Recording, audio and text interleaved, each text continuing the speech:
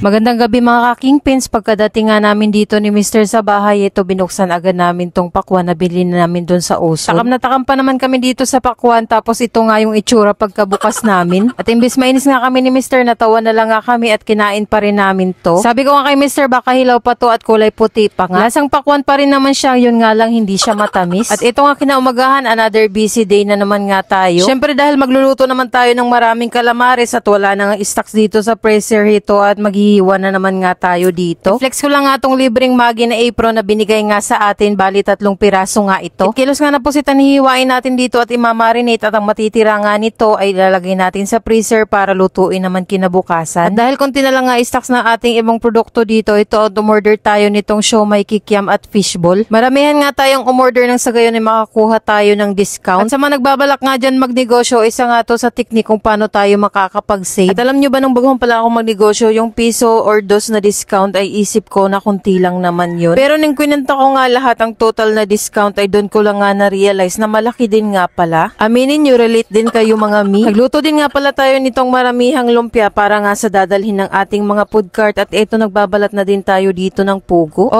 overcook lang to ha, wag kayong OA, baka sabihin nyo na naman i-recoat lang namin tong itlog. At eto nga steamer ng ating food cart, habang hinuhugasan ay nabasag nga ang pinto. Naku, napakaagang bad vibes naman nito at imbis magbunga nga tayo dito, piliin na lang natin ang kumalma. Nang sa gayon na hindi nga dumiretso ang kamalasan ngayong araw, wala na rin naman tayong magagawa dahil nangyari na nga yan, kaya yung isipin na lang natin ay yung solusyon. Ang mangyayari, papapalitan na lang natin yung salamin na pinto. Grabe Nes, ang agang gastos nga nito, pero alam naman nga natin na wala naman may gusto sa nangyari. Naghiwa din nga pala tayo dito ng maraming sibuyas at bawang dahil magluluto tayo ngayon ng lumpiang gulay. Nag-deliver din nga pala ngayong araw itong supplier natin ng itlog at tamang-tama, ubos na nga ang itlog natin dito. As in ngayon magluluto tayo ng dadalhin ng mga food cart dahil dumating na nga tong itlog. 50 trays nga tong in-order natin at sana nga ay mapaubos agad natin nang sa gayon ay hindi tayo masiraan. Maaga din nga palang nagwalis dito si Mr. dito sa ating garahian at ano nga kayang nakain ito. At dito nga sa part na to hindi talaga maiwasan ang basura dahil maraming ang puno dito. Kaya kailangan talaga dito ang sipag natin sa pagwawalis nang sa gayon ay hindi nga tayo matambakan dito ng basura. Hindi nga kasya itong itlog sa pinaglagyan natin na kaldero kaya ito nilipat natin dito sa mas malaking kaldero. At mamaya pagkaluto nito ay babalatan agad natin ng sa gayon ay maluto din agad ng ating mga tindero. At syempre mga mi, dahil mabenta nga din sa atin itong dynamite lumpia kaya ito naghihiwa na naman tayo ng siling haba. Yung ginagawa nga nating dynamite lumpia ay hindi nga yun usual na buo yung sili. Itong sa atin nga hinihiwa natin ng maliit ang sili saka natin hinahalo doon sa karni na lulutuin nating lumpiang dynamite. Baka sabihin nyo na naman mas maganda yung buo ang sili, bakit ba ganito nga yung gusto namin? Parehas lang din naman ang lasa at mas nadadalian nga kami sa ganitong paggawa. At dahil may order nga sa atin na sauce ang ating customer na sa Kawayan Hito at nagluto nga tayo ngayon. Maaga talaga tayong nagluto nito nang sa gayon ay maaga din nating maipa-deliver kay customer. Pagkaluto nga lang ng sauce nilagay agad natin sa galon nang sa gayon ay maikarga agad sa tricycle. Kapag ganito talagang malalayong lugar ang may order sa atin, pinapa-deliver agad natin ng umaga nang sa gayon ay maaga din nilang ma-receive. At minsan talaga yung ibang mga sasakyan sa terminal ay umaga lang talaga sila bumabiyahe. At habang pinapalambot natin itong karning baboy para sa ating ulam, ito gumagawa na rin tayo dito ng melon juice. Ito yung melon na nabili natin sa Oson kagabi. At sa init nga ng panahon, perfect talaga yung mga ganitong inumin. Lalagyan lang nga natin to ng napakaraming ice at gatas at grabe Nes, napaka-refreshing talaga nito inumin.